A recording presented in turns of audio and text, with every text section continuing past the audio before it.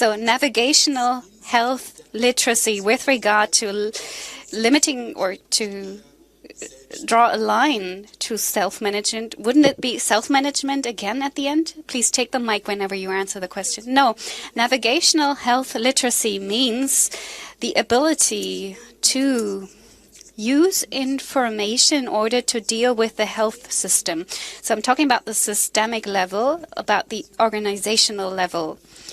So if information about practitioners, about nursing homes, about rehabilitation centers that we have here, for instance, with regard to the organizational level or the systemic level, how does our health system work in Germany? So what is the structure of our health system? What actors do we have in the health system? What are my patients' rights?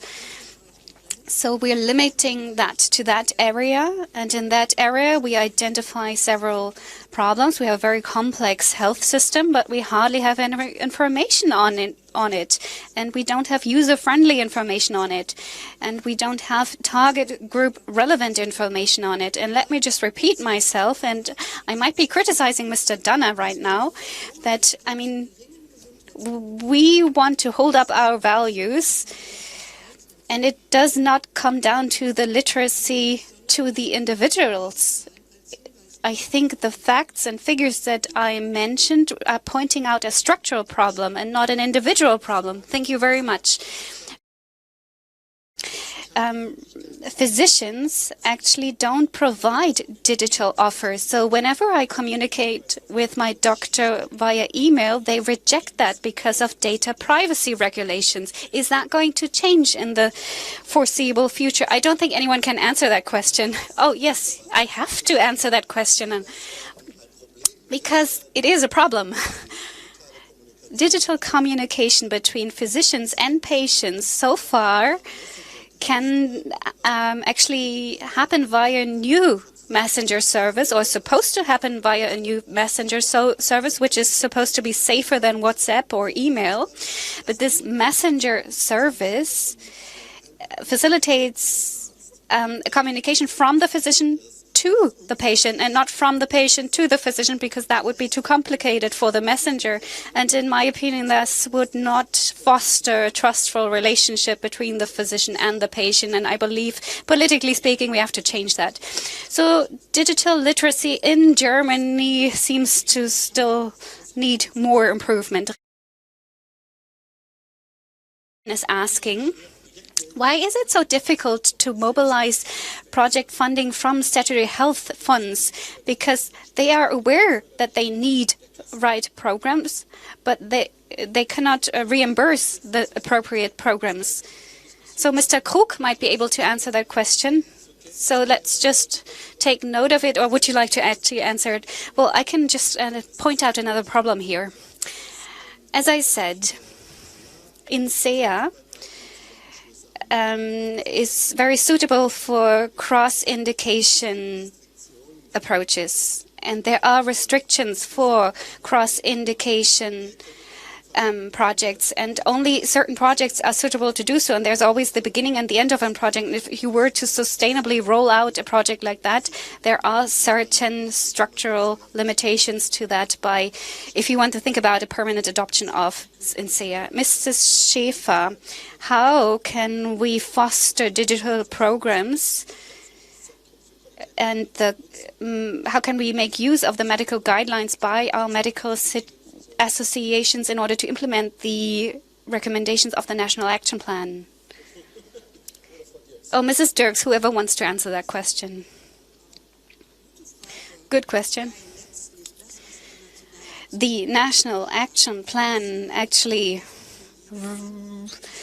has recommendations for every institution, for every stakeholder who wants to participate in improving our health literacy. I believe that the question is actually, how can we join, or how can we actually,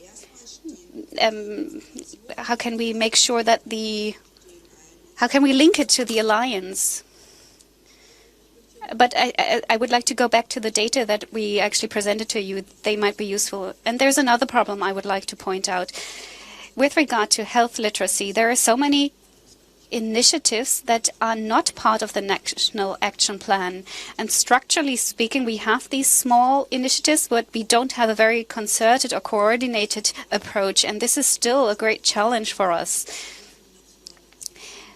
We would be happy if the National Action Plan was to inform us about these different initiatives. We don't want to set up a database, but I believe that we are some sort of body that's also in touch or communicating with our political stakeholders. And I believe we might need some sort of database, or maybe in the future we would need some point of coordination in order to develop a more systematic approach in order to implement the National Action Plan.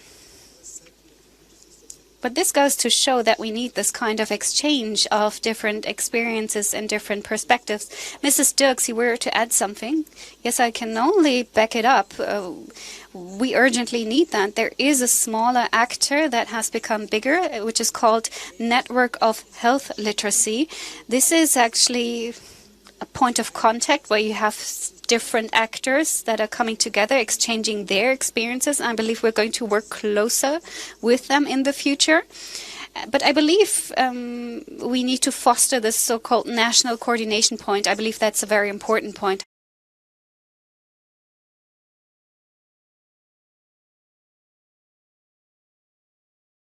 So we, on behalf of the patients, representatives of the patients, we are working on projects from the Ministry of Research, and we're involved in these projects. And the patients' participation, is that also possible for projects at the University of Bielefeld? Yes, that's possible. If you were to submit your new projects at our university, that's possible. Great, we have some comments. It says, I would like to applaud Mr. Danner for saying that the low health literacy for chronic diseased, I mean, knowing that you don't know anything usually is only something you realize when you deal with very complex information. So these were the remarks and questions from our digital viewers. Thank you very much to our technical facilitators for making this possible. Do you, from the physical audience, do you have questions as well? And we also have a mic runner who's going to approach you with a mic. Who was supposed to be the mic runner? Oh, but do you even have questions? Anyone from our audience, do you have any questions for our panel? There's one in the very back.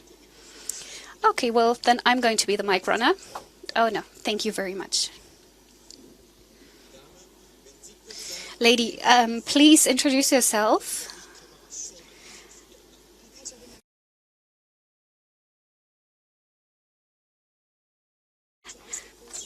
Kate Lorick, if it's possible. Yes, of course. So you presented the results of your trials, which were very astonishing in a positive way. And you compared the results to baseline, so after 6 months and after 2 years. And after 6 months, when I remember it right, it was 1,000 participants still in the trial. And after 2 years, it was only 500. So my thoughts was, what happened to the 500 that were lost to follow up? Were they maybe lost of follow up because they did not show so positive self-management, and maybe this was the reason why they weren't included in the trials? Sie können jetzt gerne wieder die Kopfhörer aufsetzen, wenn Sie mögen, und zur Übersetzung die Damen. If you want to, you can put out your headphones and you can listen to the German translation. That's an excellent question, and you're a very bright student to have picked that up. There's a good reason. This was a randomized trial. And so the 500 people, there were 1,000 people, 500 controls, 500 treatment. That's not an exact number, but generally. And the controls did not have enough time in the 2 years to take part in a 2-year outcome. So the 2-year outcome was only for those people that had started as treatment subjects. So that's, and the numbers, we did have a fallout. Generally, we collect about 70% of the people that start at 1 and 2 years. So that's what that figure actually represents. Great question. Okay, thank you. Hier gibt es noch eine Anmerkung von. So there's a remark by indication-specific indication ignores that the majority of people suffering from multiple chronic conditions have to face several difficulties. So there is no comprehensive view of their difficulties. Is that correct? That's a good question. There is a comprehensive view. Where is that happening? Well, it happens on an individual basis firstly, and we try to take comprehensive approaches as well. We try to find the similarities or commonalities, and that's one of the strengths of INSEA. We have this more comprehensive approach. The care is organized in an indication-specific way, and I actually read up on that. I think they are working on plans for disease management programs for chronic disease patients, or I think they announced a round of discussion for that. So I believe they already identified that you have to go towards that direction within our care system. Thank you very much. Thank you for everyone who's watching online. Thank you for giving us this input, remarks, questions. You're being heard. And if we did not read out something that you wrote in the meantime, nevertheless, we are going to document it and we're going to answer it in our follow-up procedure. I don't see anyone else raising their hands. So thank you very much, Mr. Dana. Thank you very much to the three ladies on the stage. Isn't it great that I'm mentioning the gentleman first? He's the minority today. So thank you very much for joining me on the podium. Thank you very much, very much.